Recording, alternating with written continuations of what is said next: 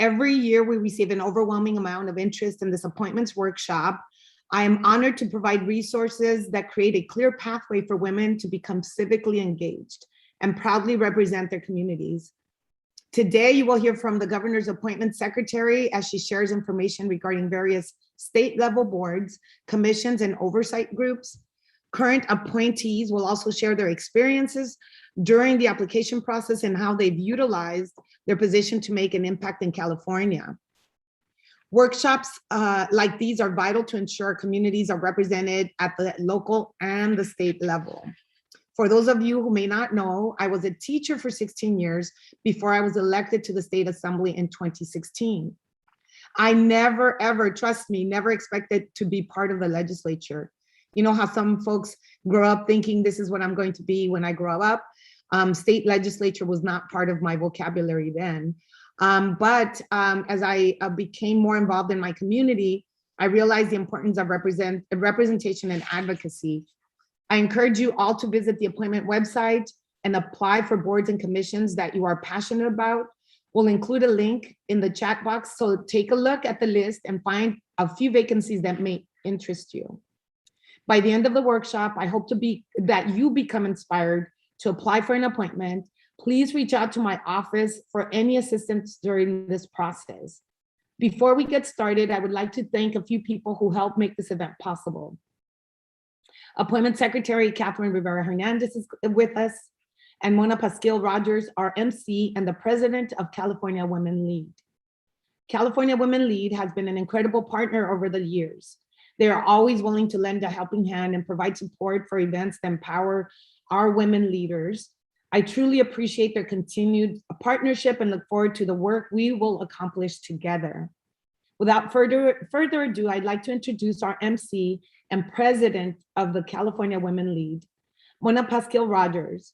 Mona serves as a member of the California State Personnel Board. In January of 2019, she was elected to serve as the representative on the California Public Employees Retirement System Board of Administration. Prior to that, Pasquill Rogers served as the appointment secretary in the office of Governor Gavin Newsom and Edmund G. Brown Jr., where she was responsible for helping the governor build his administration by recruiting top candidates to serve the state. Mona also served as chief of staff to California Lieutenant Governor John Garamendi and acting lieutenant governor after Garamendi was elected to Congress. This marked the first time a woman, Asian Pacific Islander, or Filipino American served in this role. Congratulations, Mona, by the way. Adding to her accomplishments, Mona was awarded the Presidential Citation commemorating her service as the first Filipino American Lieutenant Governor of California from former Philippine President Gloria Macapagal Arroyo. Mona, I'm handing off the workshop to you. Thank you for your help and congratulations on all your accolades and being the president of California Women Lead. Thank you, Mona.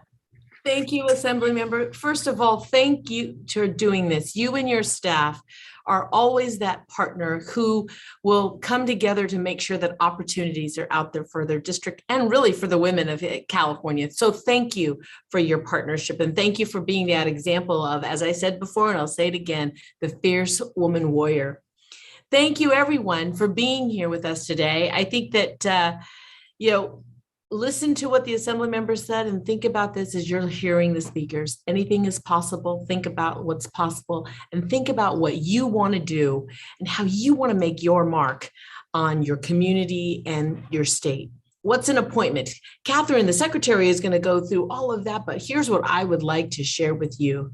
If our voices are not at the table, if we are not at the table, if our opinions and our background is not at the table, then there isn't a board that's complete without you. So think about opportunities that could be on the state or local level. Enjoy this. Sit back and think about questions. Put them in the chat and we'll get to them.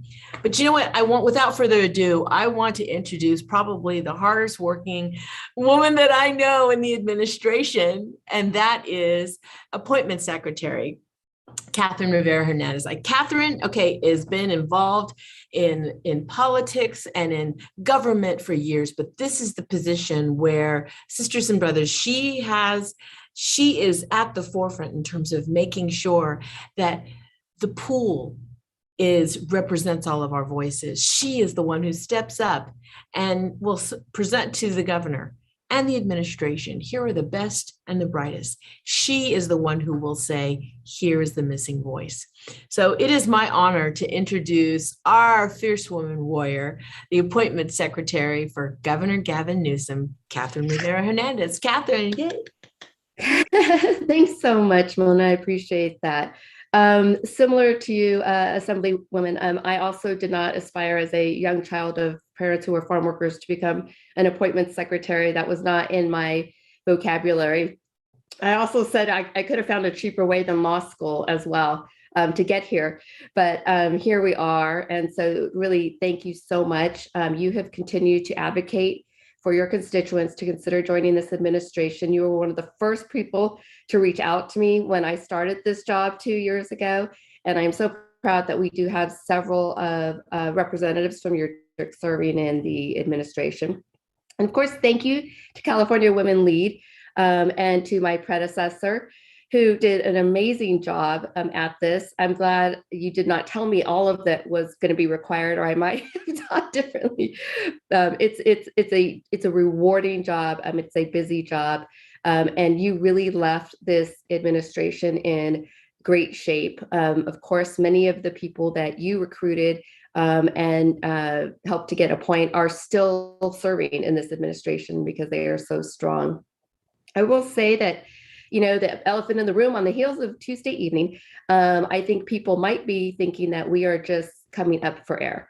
But this governor has been very clear that we would all continue to push forward during these last several months. And so because of that work and the continued interest, which came as a shock, I will say honestly to me, that people were really still coming in, still willing to serve, applying, going through the process, even during such an uncertain time. But as a result, you know, there was no pause. We issued appointments yesterday. We have another slate going out today. So we are just right back at it. Now, as Mona can attest to, on the natural, you usually see change as you head out of a first term and head into a second term.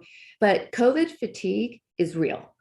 I've never seen anything like this. And I've, as Mona has mentioned, I hate to age myself, but I've been around for 20 plus years, and I have never seen an administration have to endure what these appointees have had to do. So the fatigue is real. So we will be experiencing a lot of change going into the end of this year, but that also creates opportunities. It's the reason why workshops like this are so important. We have to do these, and I look forward to again doing them in person someday soon in order to really facilitate our recruitment. So again, thank you both, and for really providing these opportunities. They are so critical. So some of you may already know from experience about the appointments process, but for those that don't, I really just want to demystify the process to hopefully prompt you, as the Assemblywoman said, to really think about applying. And if not you, encouraging others to apply, or both. I think there is a belief that appointments is an insider's game, that you have to know someone. But with almost 4,000 now we're at, Mona, appointments, it just keeps growing. We wouldn't get very far if that were the case.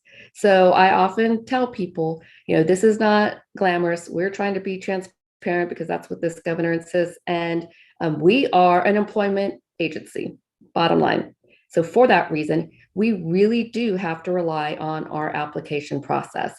And as will be shared, or it has been shared with you, that is at www.gov.ca.gov/appointments. At that website page, you will see a list of board and commission vacancies, and that is updated monthly. You will also see a list of deputies. I do not do this alone. I have a team of people that work very hard. So you will also see the deputies' names, their emails, and then their portfolios. I really, having been on the other side of this 4 times, I really wanted to make sure that if you had questions, about a certain position or wanted to know where we were, because often there will be a vacancy listed, but we may be close to appointing, or we may just be at the beginning of that process. So I just wanted to provide a way for people to go directly to the source and get the information that they need that hopefully will facilitate their appointments process. The other addition that has been made is we have a list of current opportunities for paid jobs within the administration, as well as our non-paid boards. It's a real simple list. I added it mainly because we have a lot of needs. We're a very large administration. People think we have people lined up for every spot, and that is just simply not the case. So I wanted to be able to provide a snapshot of where the critical needs are for the administration, for those that were interested in joining, and especially in a paid capacity. It is also updated monthly. So, they may be in process, they may be at different stages, but again, you can get that information also from the deputies.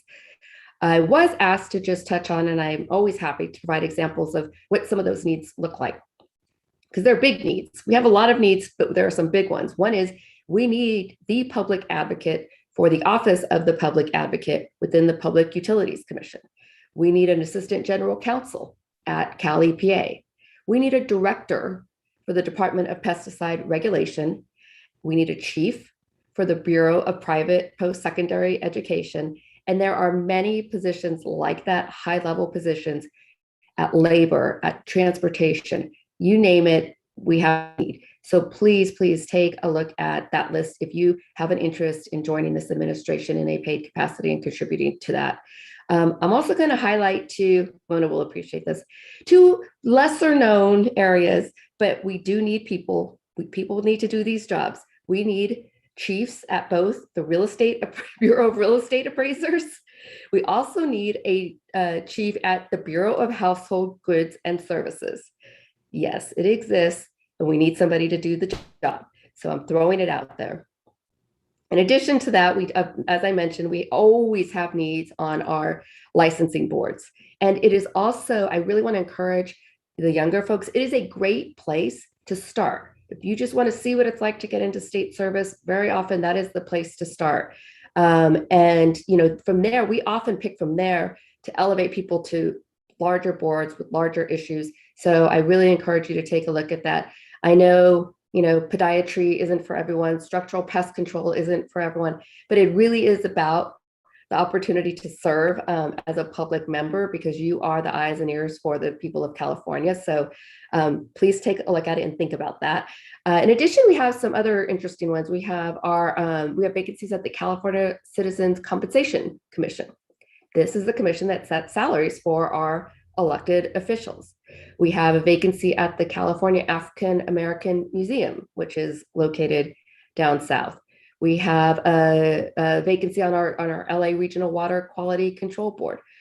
So again, I'm just sort of highlighting a few, but there are many. So I really just encourage you to take a look at that. So going back to the application, it is detailed. Please don't be daunted by it. Again, I know, because I had to do it myself, asked for a lot of information. It asked for very sensitive information and a lot of questions about background and experiences. When people ask, what is the governor looking for in appointees? I repeat what he has said many times. He is really looking for an administration that looks like the people it serves. So when we talk about diversity, and you've seen him talk about it, it's not just gender, ethnicity in the traditional sense. It's about, as Mona mentioned, it's about a diversity of experiences. It's about geography. It's about what was your upbringing like? It's about, I've said this a million times, but I say it for a reason. It's like being a child of 20-year-old parents, going to school and clothes my mother made me to first grade, seeing the hard work. It is a vivid reminder for me of what Californians are going through on a daily basis. So there are reasons that when you get to know people, to figure out what it is that's drawing them. We really want to know what are those experiences that have led you to want to serve. And my advice is share your story. I often have people that come to me and say, I didn't apply because, this happened when I was younger. This happened, I had a business that went bankrupt, and people that, find all sorts of reasons to say why they might think they might be, disqualified. What I will say is we know, we know people have had many varied experiences, successes and failures. And if you happen to have a comeback story, I have never seen a governor more here for that than this governor. So we're interested in it. So what I'm telling people is do not take yourself out of the game, please. Let's have that conversation. I will also just add that the applications are confidential. The only people who see them are the appointments team. Nobody in the administration, nobody actually even in the governor's office sees them other than us. So just know that your information is confidential, wouldn't be disclosed, and we're happy to have a conversation. Now, when we are looking at applications, we do look at what areas people might have listed as their interest area, but we're also looking at what is the gap that has been created, especially on boards and commissions, because it's like putting a puzzle together. Nobody wants 5 lawyers on any board. So we are often looking for a skill set, whether it's a marketing person that came off or a nonprofit director or communications person. We are looking to see how do we find that skill set, and then also geography, which this governor has talked about and has really charged this whole team with, and that is that we will have Inland Empire representation, we will have Central Valley representation, in addition to representation from LA area, Northern California, all of that. So, we're putting in what we call, our criteria for our unicorn. These are the things that we need. We put it into the system, and that's what we search on. So if somebody says to me, I put in my application in, but I never heard anything, that could be why. But again, we're happy to have that conversation. The upside to that is that when we pull that person may not even have applied for the position that we need somebody for. And often people will tell me, oh, I'm sorry, I didn't pick up the call the first time. I thought you were a telemarketer. And what I tell them is, I absolutely am a telemarketer. We cold call people all of the time. You don't see us coming. And we call you up. We're like, hey, we did a search. We think you would be a good fit for X. It's okay to say no. We are always looking for the right fit for the appointee as well as for the administration. We will call you back if your name comes up and to offer you something else. So, and it doesn't mean we're taking you out of the running for whatever it is you put your name in, but just to alert people, we will often call people and simply have that discussion about this is what our needs are. Now, if there is a position you absolutely know this is what you want to do, I tell people Google it, because every board and commission is different. And if you look at the board's website, it is a trove of information. It will tell you how often they meet. You can see how long their minutes are to tell how complex the issues, what the issues are on the board. And right now, I know we're all meeting on Zoom, but should also, if you go back, show you are they a board that only meets in Sacramento? Or are they a board that moves their meetings around? So you can just get a lot of information just directly from the website.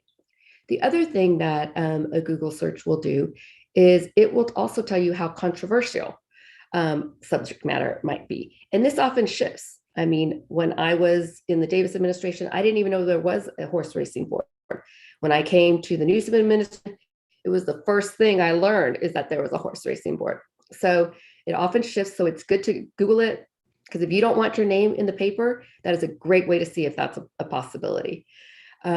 So going back to just the process. So once we pull those applications and narrow down and we have a conversation with candidates to say, do you want to engage, then there is a series of interviews. It usually starts at a department level, and then an agency level, and then ultimately with the governor's office. We interview every single appointee, at least one of our deputies, along with our counterparts, depending on the position. It might be our policy counterpart, our legislative counterpart, our communications counterpart. It just depends on what the position is. And again, these interviews for us are how do we get your story? I think people sometimes feel daunted by the number of interviews they have to go through and look at them and get nervous. And, we really just try to encourage people to know that we're just trying to get to know you. We want this to be successful. So that's why we're having the conversations. So definitely don't let that deter you. So after the series of interviews, we narrow that down to a recommendation. I then take those recommendations into the governor. We could have as little as 20 or 30. I've gone in with as many as 50. It's just to give you an idea of the cadence. There are a lot of appointments at any given time that are in process. When I do go in with him, he knows, as I've mentioned, I've checked all the boxes. And this is really his only opportunity to get to know the people he's appointing. So when we talk about people, we tell him the story. We tell him the story that we've learned from the people. He asks all the time, why do they want to serve? And we're really about sharing what their story might be. And usually they're pretty incredible. So, that's really our opportunity and his opportunity to really get to know his appointees. Once he approves a recommendation, then we essentially work on bios and then the press release, which is all very exciting, but we always encourage people to keep in mind, then the work starts. The excitement of it goes up, and then you got to show up for the job. But there is an onboarding process. We don't just leave you out there, alone. And what we do is we work with the executive directors of the various boards to make sure that there is a great transition. These boards also have staff that are also there to support new appointees. The other thing we sometimes do is we might pair that appointee up with one of our veteran board members so that nobody feels like they are kind of out on an island. And then you will see on our website reference to a Senate confirmation process. Again, I know it sounds scary, but you are supported by the appointments team throughout that process. And it truly is just Senate rules members having an opportunity to be that check and balance and to get to know the appointees that they ultimately vote on off the floor. So if you have any questions about that, we're also happy to talk about that. But I don't want anyone to see those words and think I'm not doing that. And there are some that are not Senate confirmable. Many of them are. Wanted to let you know. So as I mentioned, if you want to explore any ideas, with the appointments office, really feel free to reach out and contact the deputies. Be patient. They have each of them have hundreds of appointments within their portfolios. Again, having been on the other side of this, all I encourage them to do is to make sure to be responsive, because it only helps us to get where we need to go, which is to fill these positions with people, with the people of California. So with that, I will stop and answer any questions down the road. Thank you, Madam Secretary. Really appreciate it, and really appreciate the time that you took to talk about, don't be scared, but do your research, right? Do your research, be prepared. And I think I heard be patient. Yes, patience is a big part of this process, that's for sure. Great. So we're going to take questions at the end. I think I thank you so much for doing this and really sharing the great work that you do, because I do think sometimes people worry. They're like, wow, maybe not me, but your message and the assembly member's message is right on. And it's like, why not you? Right. So thank you. So our next two appointees are going to describe their path to becoming an appointee. First will be Dr. Deandra Brahman, who I always call Dr. D. She is the chair of the Cannabis Appeals panel, and followed by Johanna Valenzuela. So I'd like to introduce Dr. D, who will share her story on, her appointment and really her journey, but how she got to today. Dr. D. Thank you, Mona, and thank you, Assemblywoman Rubio, for putting this here together. Always great to see you, Appointment Secretary Rivera Hernandez, whom I've gotten to create a great relationship over the last year. I guess I'll start with exactly just like many of you who are attending this session today, is how I got started with another organization. I attended a training for those who wanted to become an elected or appointed official. And it was at that training, Equality California's training, that I was able to meet then, Appointment Secretary Mona Pascal Rogers. And I expressed great interest in one day becoming an appointed official under the then Governor Brown administration.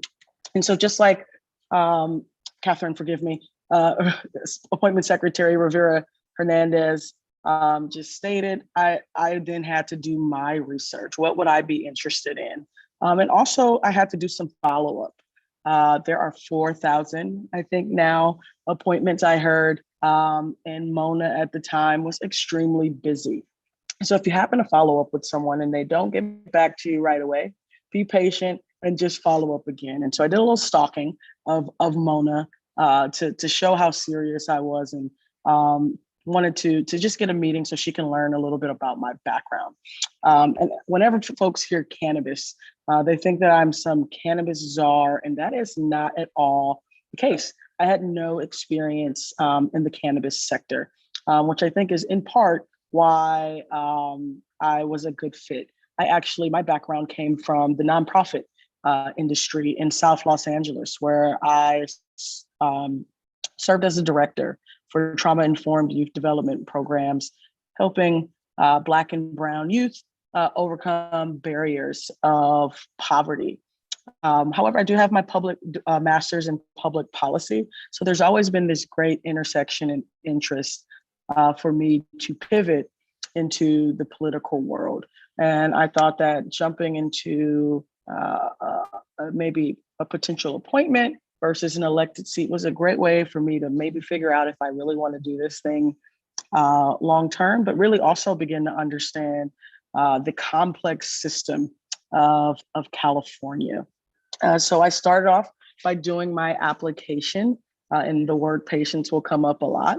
I did some waiting, and then one day I got a call for an interview. I did my interview, I did some waiting, and then the appointment was approved. Maybe about 6 months later, under Governor Brown's administration. Once that happened, I probably worked for about a year, which if you do get an appointment, they like to see that, a trial period before you move into your Senate confirmation process. The Cannabis Control Appeals Panel seat was a seat that I had to be confirmed by the Senate. That to me was extremely daunting. I'm sure it's really daunting to some of you all, but I have made some of my closest colleagues through that process with the appointments office, and they literally walk you through that application process, walk you through what those interviews will look like. You do some mock interviews with it, and of course your nerves are bad, but the Senate Rules Committee, they are not there to stump you. They just want to get to know you more about your background, why you want to serve in this capacity. And so you will have some interviews with those on the Senate Rules Committee. I think that's changed a little bit since I went through that process, whoever's on that board, but I'm sure they are all great. And that happens, and then you move to a vote. And thankfully I was confirmed through the process. All in all, I think maybe it took about a year to get fully through. And I have since been elected as the panel chair for the past 2 years while serving in this capacity. Thank you, Assemblywoman Rubio.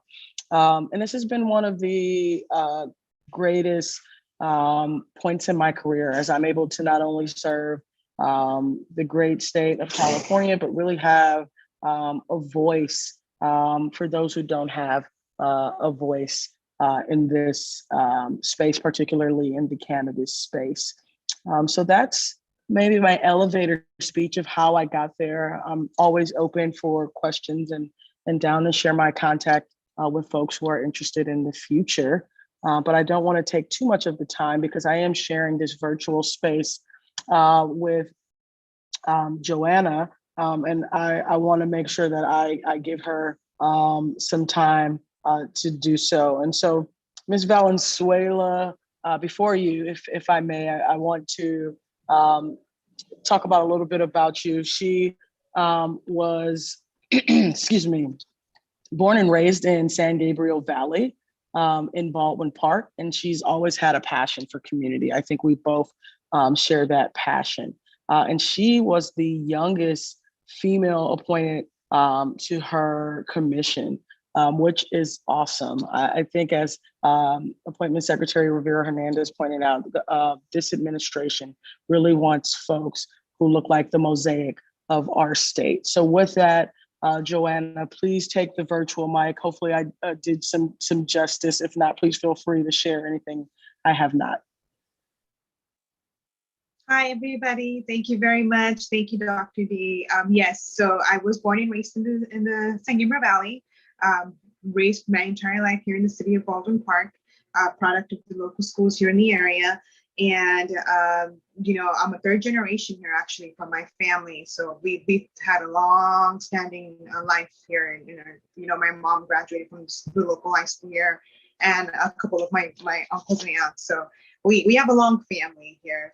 I'm now raising my own family here. So I actually have 2 children now. So as you mentioned, yes, at the time when I first was appointed to the Planning Commission back in 2013, I was the youngest and the only female at the time.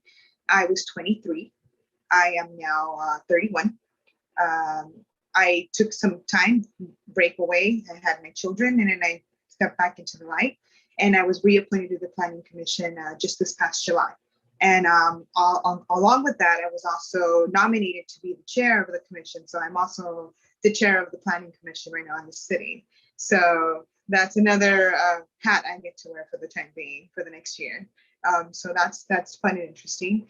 I've always had a passion for community work. I've always done a lot of civic engagement. I actually got involved at a very young age when I was only 11 years old, volunteering for local elections, and then slowly worked my way up. And I did a little bit of work with nonprofits, with Trula, to be exact. And then I also worked with the state assembly for a little while with a different representative, and stepped away from the state life. And then now currently work as a patient care coordinator with audiology. So a little side note about me: I actually have a disability. I have hearing loss. I've had hearing loss since I was a child, and so I wear hearing aids. So that's something that I learned a lot while working with the state assembly at the time as a representative. I got to work a lot with like Medi-Cal and just the medical system. That's something that I worked with, and the Obamacare and how it was affecting the state of California, which incited me in the medical field and working and whatnot. So when I stepped away from working with the state of assembly, I decided to go ahead and apply for something that's more related to me, which is hearing loss. And now I get to work with patients from all ages who have hearing loss. I get to mentor them and help them and assist them, whether they're newly using hearing aids or, they've been long users like I have since I was a child. So that's a little bit of me. And like, just like you, to be a planning commissioner or any commissioner in the city that you reside in, there is an application process. So something that I had to do was research.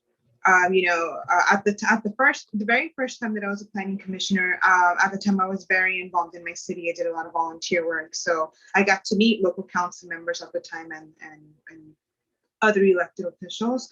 So they were the ones that actually spoke to me. They're like, why don't you look into it? Like, become an appointed official in your community, get involved, other than just volunteer work. So that'll be something to kind of get your foot in the door and get to see how it is behind doors as well, other than just the volunteer work.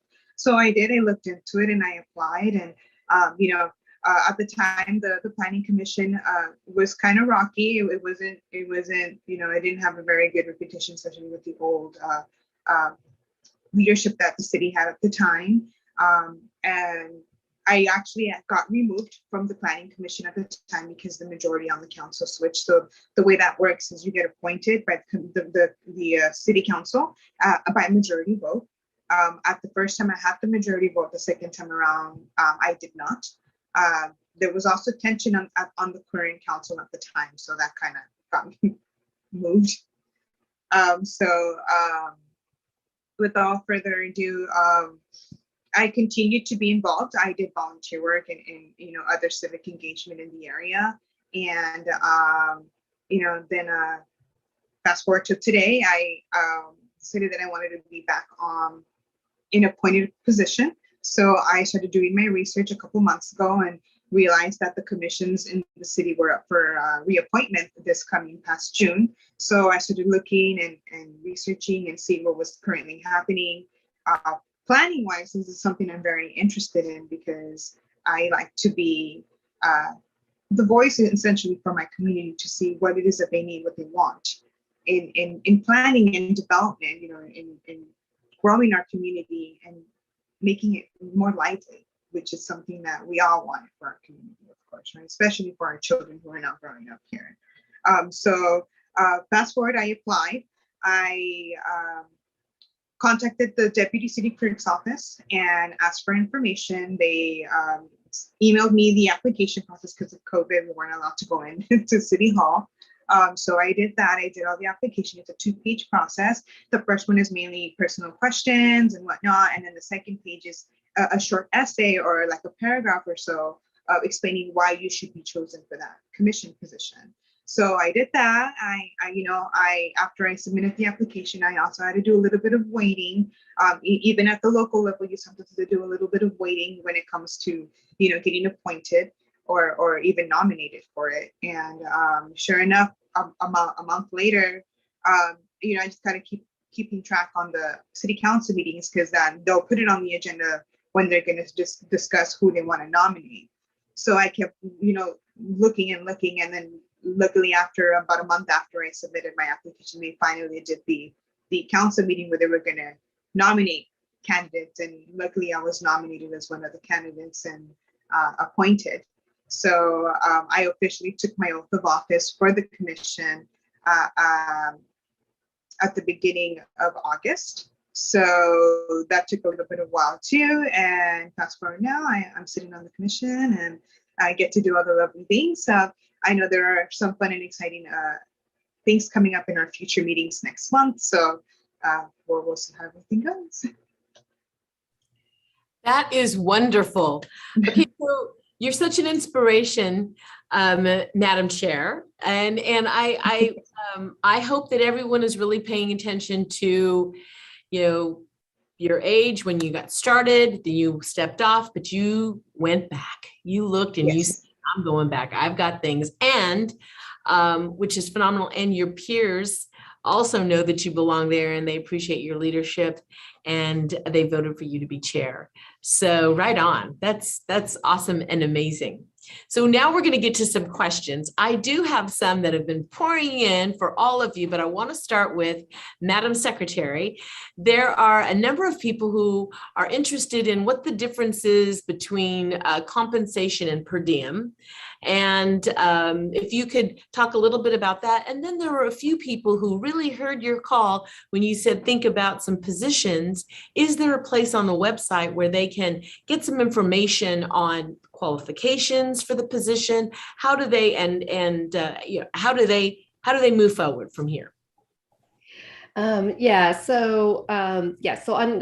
qualifications and also I know that when you go on the website, you will see a list of positions that are available, and you can pick as few or as many as you want. I always tell people, we just want to know enough. We know people have varied interests. So if you're interested in, off-road, riding, and also interested in labor and also interested in housing, that's okay. I think we lose you when we don't know what you're interested in because there are just so many that are listed.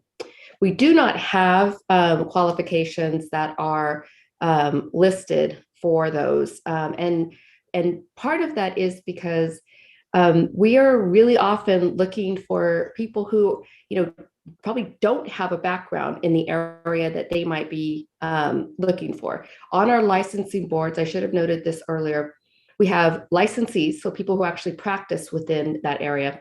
And then we have public slots. So when you see a public slot, that is essentially a person who doesn't have any interest, financial or otherwise in that space. And again, that is the public person who is very often the person that the governor's office works with, and is really supposed to be the accountability slot for the people of California. And so we're actually looking for people who have an interest in serving in that capacity. So we're looking for judgment, interest, commitment, willing to put the time together, to participate and engage, do the work that's going to be required, whether it's reviewing materials or other meetings or subcommittees.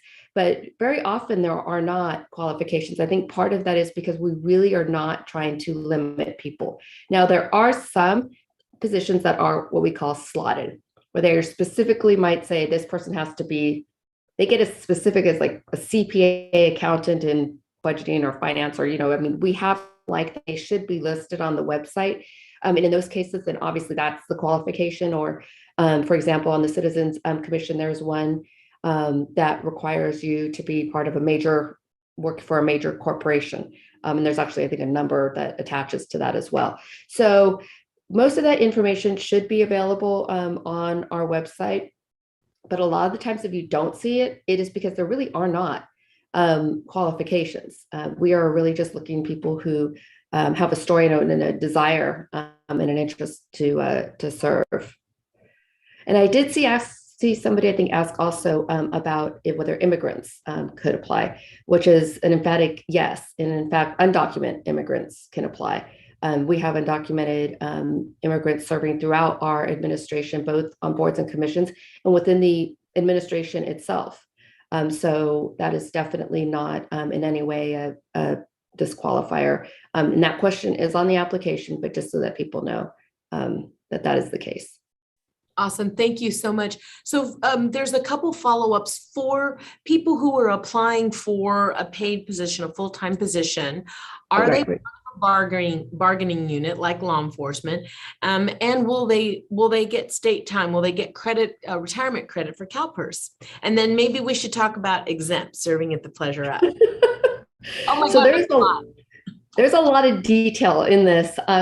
And, which is probably easier to have a discussion offline if there's a specific position, because they are all so different. If you take on an appointed position within the administration, then there's obviously a salary attached, retirement, state benefits, which are really great.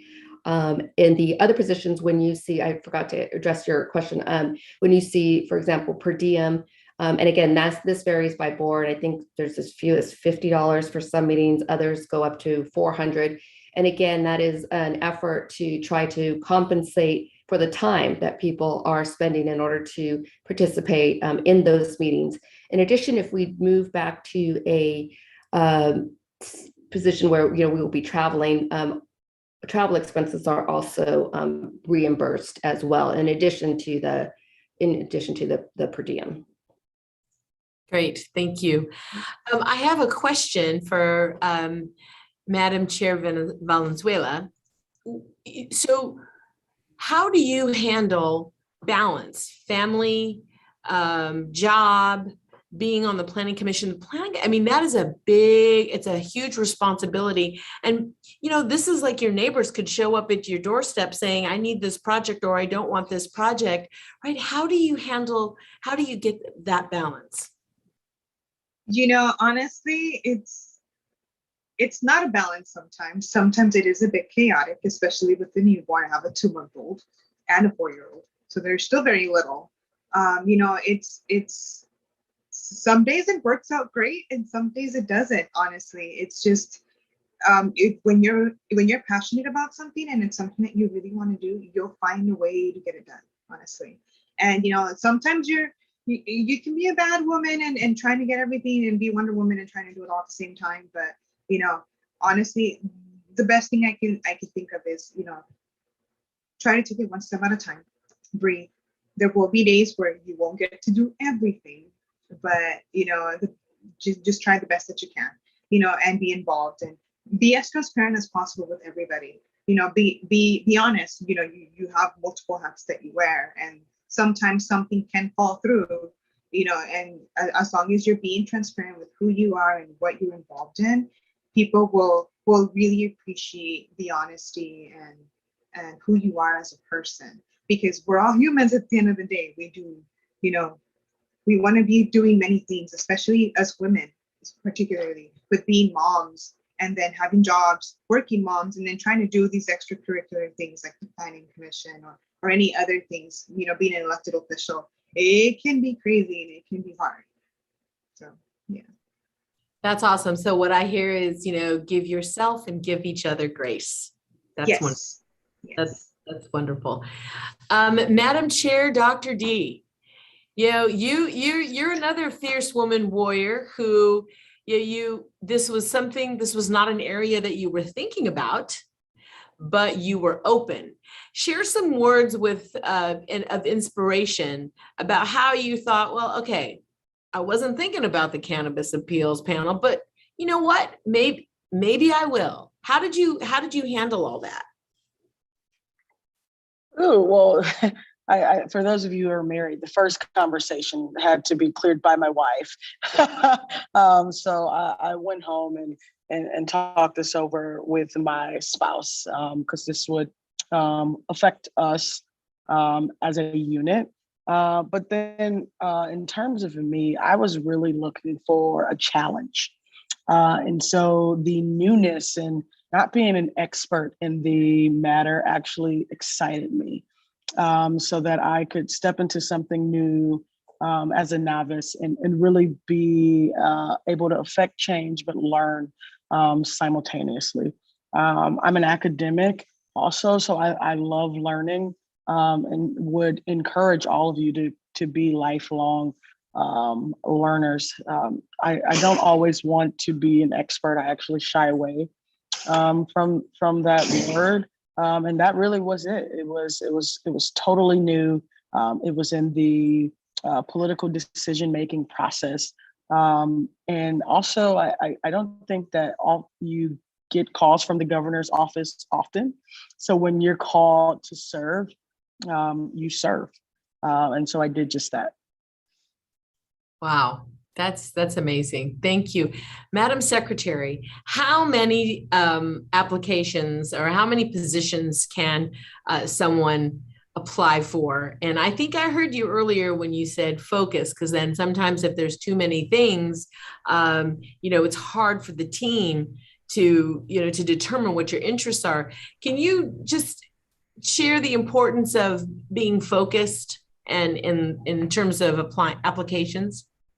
Yeah, and I think also, people need to take into account, what is the right fit for them as well. I mean, like I said, we definitely do not at all ding people for, putting varied interests on there. And as Dr. D is an example of, people think, well, I have to have a certain background or bring a certain education or knowledge. We are, as you know, Mona, very often really just looking for people who have judgment, or problem solvers, who know what questions to ask, who know how to work well and collaborate with others. And that's really, it's a skill set that can be applied in so many varied situations. Obviously, as a board member, we definitely want people who are collaborative. We often look at people who have served in on boards or have had to work collaboratively with others. So we're sort of looking for that needle in the haystack. And again, I think it also helps because it might be if, for example, you're looking to do something in the next 6 months to a year, a deputy might be able to tell you, we know you were interested in this one, but this one's probably come up sooner, or maybe you want more time. Okay, well, this one is going to probably expire in a year, and it's okay to start early if there's something you're interested in, and even if it says it's not vacant right now, at some point, as you know, Mona, it will be. There are set, for many of these, there are set terms. There's, you can only serve 2 terms, and, somebody rotates off. And that's something that you can tell either from the website or from talking to the deputy. So, that's why that is so important. But, I just want people to also keep in mind, yes, we're showing new vacancies, but there are always going to be vacancies. So if there's something you think you would really be a good fit for, you kind of have to advocate. I mean, again, Dr. D is a great example of that. Coming into this administration, I had no experience, with her because she was a Brown appointee, but she definitely did not waste any time in making sure that I knew who she was. Again, came to my office. I mean, it was fantastic. I mean, and you can't not walk away from that and from her and not be completely impressed.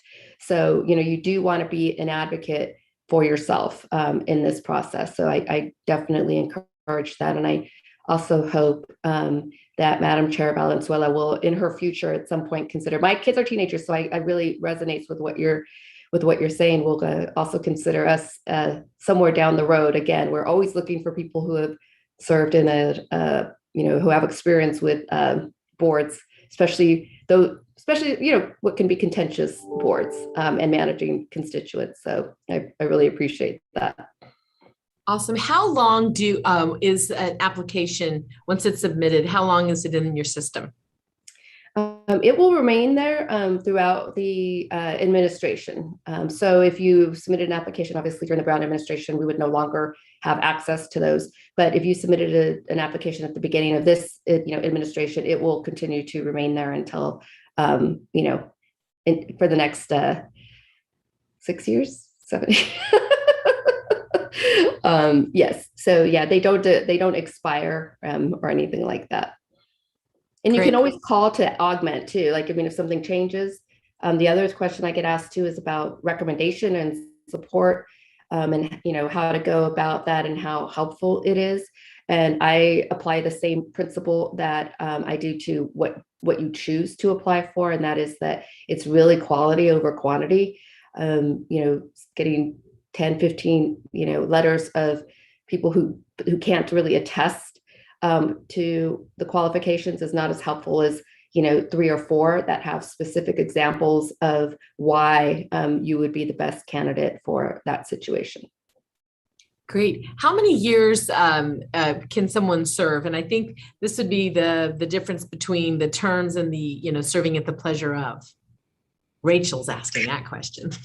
Well, it varies, and especially if it's for example, if it's like a paid board, like the board I was on, there were 5-year terms. So it was quite long time. On other boards, they might be 3-year terms, or they might be 4-year terms. And usually you can serve 2 full terms for those boards. So it does vary as far as what the terms are. Okay, awesome. So what advice would you give? Nancy's asking, what advice would you give college students who are interested in serving on a board? Well, one is we do have some boards that I think would lean more towards younger people. We do have young people who are serving even on our licensing boards. I'm not going to say it's an easy row because they're pretty hefty boards, and people who are in college, I remember myself, can't always be traveling and taken away from their studies and and those things. But I do encourage them to have that discussion with our folks to take a look at whether there is something that might be a good fit. Awesome. So there's one question from Andrea. It was mentioned that position descriptions may not be available. How can a potential applicant review what the position duties are? And I think you said it, and it's like call the deputy, but is there a step before that? I actually go back to the Google thing and going back and looking at looking at the board to see who's on there now, which would give you an idea of kind of the caliber and the type of qualifications. And again, it would vary, but I think it can be instructive, as well as taking a look at the subject matter. And I think the deputy, it's more about if you wanted to know, are you going to be looking, the next person you're looking for, is it going to be a lawyer? Is it going to be somebody, who is an organizational person or a nonprofit director or a marketing person? Because then you would know that, okay, this is what the next gap is going to be and whether or not that would be a good fit. But as far as really learning whether it's substantively, whether it's something that you would qualify or be a good match for, I really think taking a look at what that board is doing. And again, it requires homework, but that will also pay off in the interviews, can really tell you whether it's something that you think you would qualify to do. That's wonderful. Thank you, Madam Secretary. Madam Chair Valenzuela. So we're going to start with the 3 of you. We'll start with you, but give our audience some inspiration and to really think about, serving. Could be state, could be local. Give us just some inspiration, please.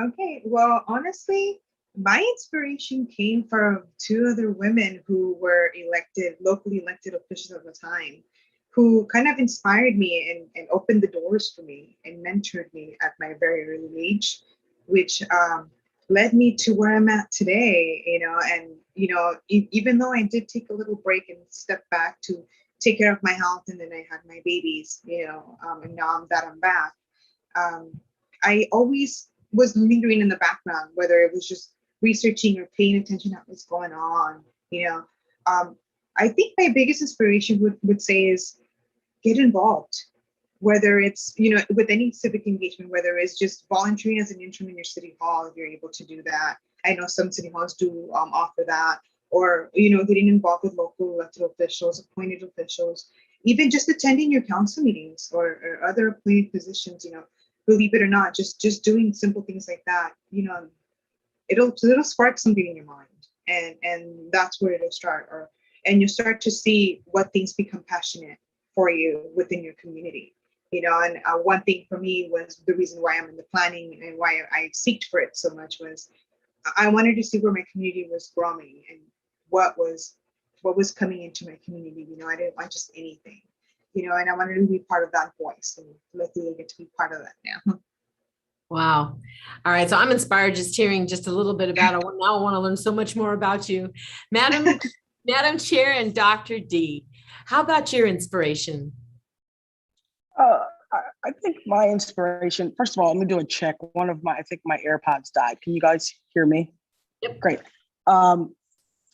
The biggest inspiration came from my family, and they're my why. And I come from a family who has always been leaders in the nonprofit space. And I actually learned that my late grandfather, whom I never met, ran for state senate and lost. And so a lot of it for me was about being able to do something to carry on my family's legacy.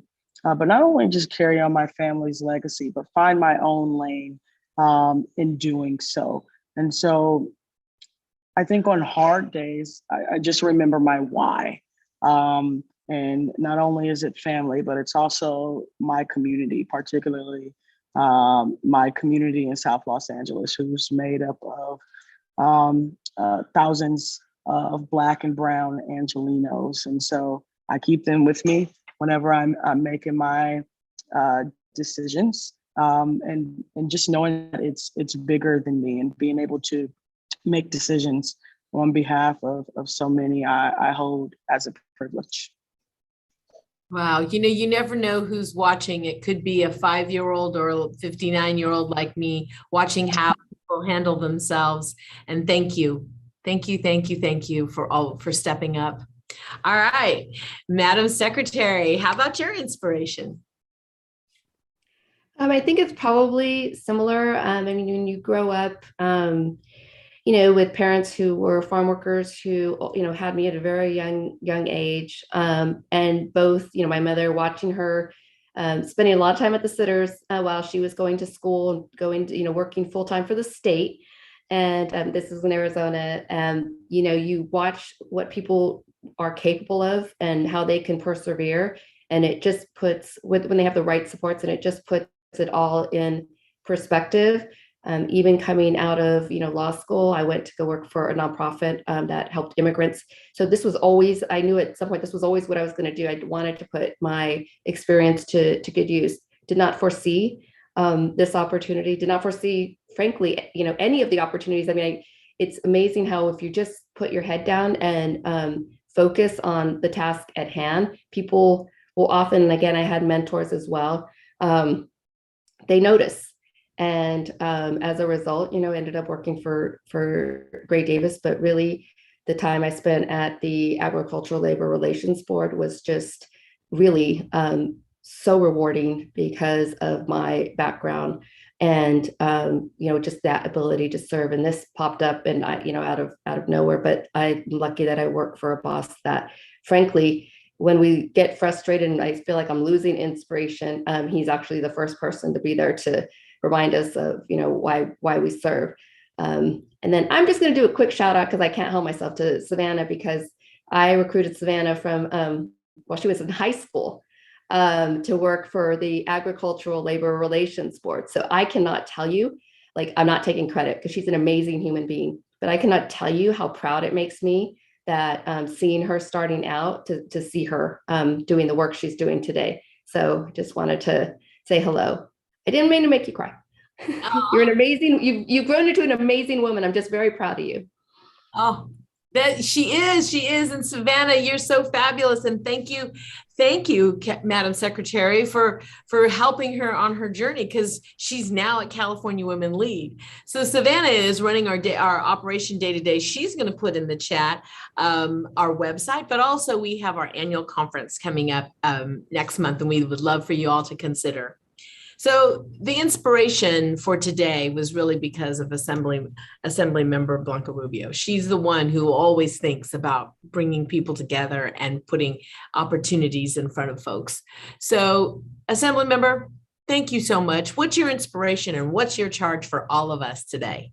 Well, thank you first and foremost. And I would like to also point out that I met Joanna Valenzuela when she was in 6th grade, and have watched her grow into this amazing woman, a mother, just really a badass. If I may say that myself, I'm very proud of her as well. I was a teacher at Pleasantville Elementary School when she was a student, so that's where we met, and has, really inspired all of us to work hard. But, for me, like Secretary Rivera Hernandez, is we came from humble beginnings. Obviously, I came from an immigrant family. We were deported when we were kids, and undocumented. And for me, every day I'm grateful to be in a position where I can affect change. And I always talk about the only way that I can thank my parents for the sacrifice that they made was to do better for myself and do good for our community. And I think that in itself, it's an inspiration. I have a 13 and 14-year-old that really hold me accountable. My kids were born into kind of the political life. This is my 24th year as an elected official, only the 5th year as an assembly member, but long-term elected, and my kids really understand the value of what we're doing. And so for me, they're inspiration. And they look at me and they don't care that I'm the assemblywoman. She's like, my daughter's like, what are you gonna do, Mom?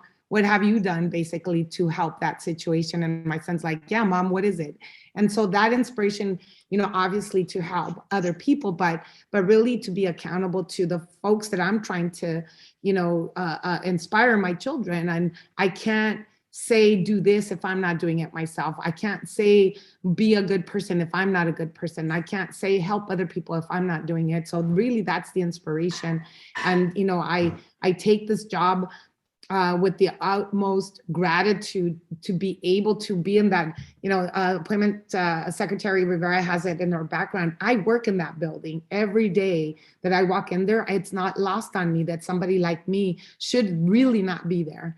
But through the hard work and the dedication of, yes, myself, but mainly my parents, I'm able to walk on those halls and be like, I belong here. So for me, that's really important. But, I know we're coming to the end. I just wanted to thank our amazing, amazing MC, Mona Pascual Rogers, for guiding us through this conversation. And of course, my dear, and I want to call you a friend, my dear friend, Appointment Secretary Catherine Rivera Hernandez, for your continued partnership. We did meet 2 years ago and hit it off immediately. And, I know this is going to be a long-term relationship, and I appreciate the partnership and the inspiration that you are giving my constituents to make sure that they apply. Special thanks to Dr. D. Bremen for sharing your personal experience. And of course, to our appointee, Joanna Valenzuela, for providing the perspective from a local level. But Dr. D, I want to point something else. I know that you said that you weren't necessarily looking for this position. That's another aspect, and I know you mentioned it, Secretary Rivera, that sometimes these positions kind of fall on your lap. I was a teacher when I started the assembly. I was asked, do I want to be in the education committee? And I was like, no. I'm a teacher already. Like, I know, and I come in already with some kind of a perspective of how it should be. I want to be in a position where I'm not an expert and I don't know, so that I can learn both perspectives and my opinion be be, really an authentic opinion of what should happen without any biases of one decision or another. So I want to thank you for that, Dr. D, for that comment. But, I also want to, I hope that our participants learned valuable information about the application process and what, and are now motivated to apply for any position. Please, please, please reach out to my office. I'd be more than happy to walk you through it, get resources or do some letters of recommendation, because I think it's valuable not only to serve, but for me as the representative of the 48th Assembly District to have members of my community be on these boards so that I have a go-to when we need something. I want to thank the California Women Lead that has provided these trainings and networking opportunities for women to join. Please utilize every resource and visit their website at www.cawomenlead.org and contact them for more information. And Mona, I heard you are having your annual conference. Please participate if you can. Talk to us if you can't afford it. We might be able to do some grants, because I think it's important that you network with other women and other people that are like you, or quite frankly, that have the same aspirations as you do. But California Women's Lead has been that for me, that inspiration and that networking opportunity. And then remember that you can apply to these boards and commission. You just need to do it. Sometimes the hardest part is actually logging on and making that application. The process is what it is, but if you don't pick up your computer, your phone, and apply, you never have an option. And this is, I always also say this, if you are not sure of a position, apply anyway. If it's offered to you, then you have a choice to say yes or no. But if you don't even apply, there is no choice to be made. So apply, and let us help you. And I know that Secretary Rivera put it on the website, www.gov.ca.gov/appointments to find the current vacancies and apply.